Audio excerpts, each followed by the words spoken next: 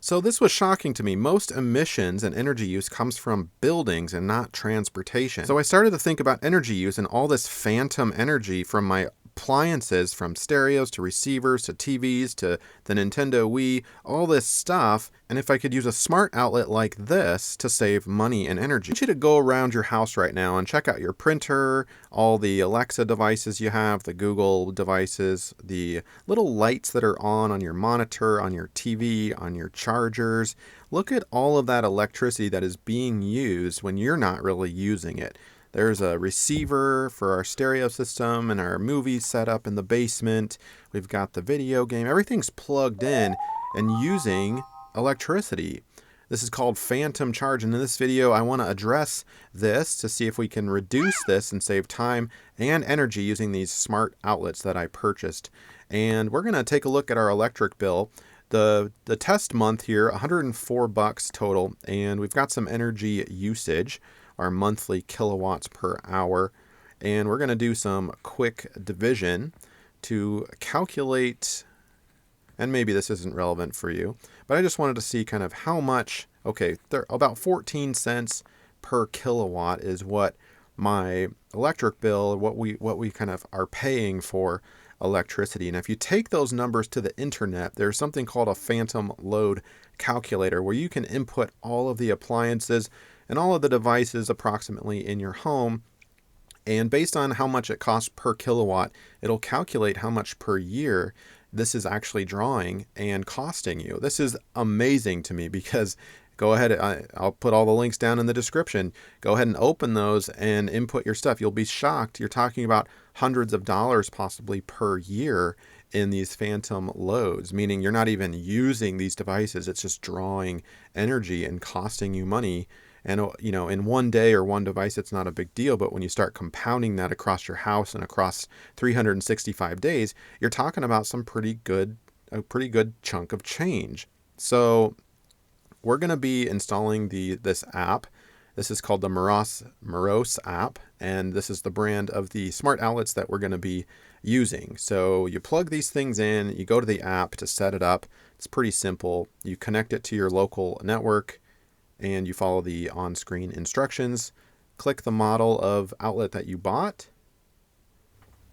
and you plug it into the wall and press the power button. There's a little power button on the side. Let's take a look there. You can see it flashing green and yellow like that.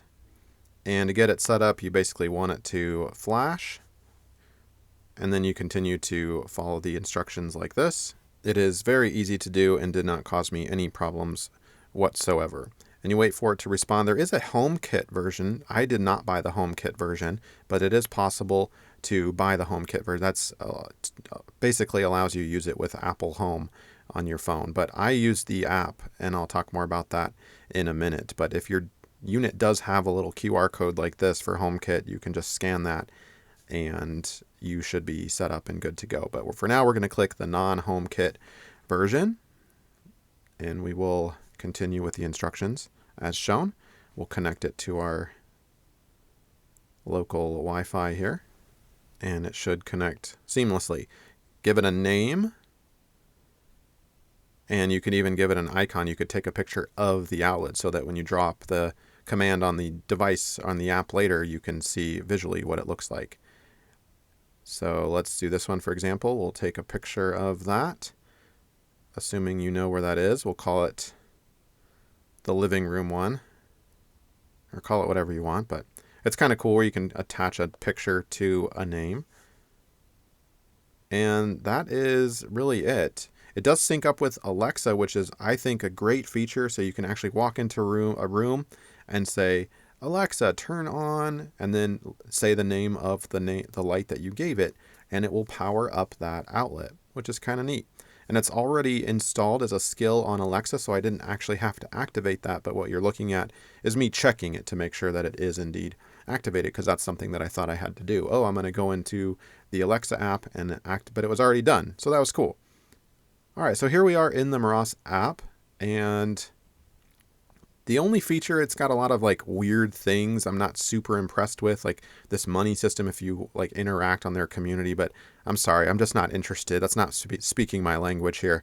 I'm not interested in getting on their app and communicating with other people about their experiences in exchange for some weird digital coin. I just want to turn it on and turn off the outlet on the app. So that's really what I'm after here. And you can set up routines on the app, which is cool. So you can automatically say, okay, I want it to turn on at this time and turn off at this time. And so you're fully able to do that. And by the way, the set that I bought came in a set of 4. So I had 4 different outlets that I strategically positioned around the house. And I'll talk about that in just a minute. But I'm setting up my routines. You can name them here. So you can give a routine for each outlet and multiple routines for each outlet. So that's pretty neat. And here are the settings for the device. You can go in and play with those. But again, really the only thing that you need is turn off, turn on, and the routines. So here is what the actual outlet looks like. It does have a 3-prong setting, so it's grounded, and it has that power button. And we've got 1 outlet per 1 outlet, if that makes sense. So you can't fit 3 things into 1 plug, just a 1-to-1 ratio. Plug it in, and you can plug 1 thing into that, as shown. Now, you do need to read the instructions. There is a maximum number of amps that you can draw, that this thing can draw. So be careful. Check each device. If it draws too much amps, it's going to blow or overload your smart outlet, and that's no fun. So definitely read those instructions. I did test this with my electric kettle here. The amps were fine. It worked well.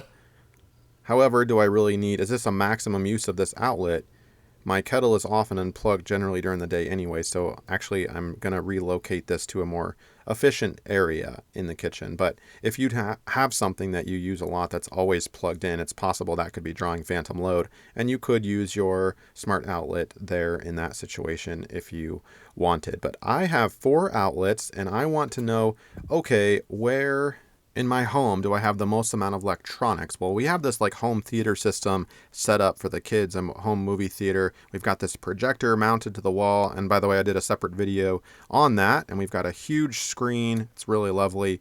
All the video games, old school video games, the DVD player, you name it is kind of hooked up here. So what we're going to do is we're going to take the circuit breaker here. We've got a power cord going into 1, and this is grounded. So in theory, if it doesn't exceed the maximum number of amps, it should be able to handle this. So we're going to plug this in and test it out. In other words, I've got everything going into and through this smart outlet here. And the outlet at the top there, I think, is just for the Alexa device, which isn't that big of a deal. But the projector, the receiver, the DVD player, all that stuff, I'm going to put it in there.